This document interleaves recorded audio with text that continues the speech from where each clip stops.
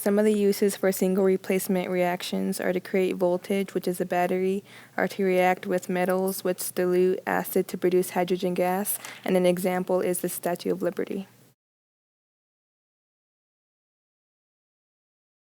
You can tell when a single reaction has happened when an element has reacted with a compound to produce a new element and a new compound.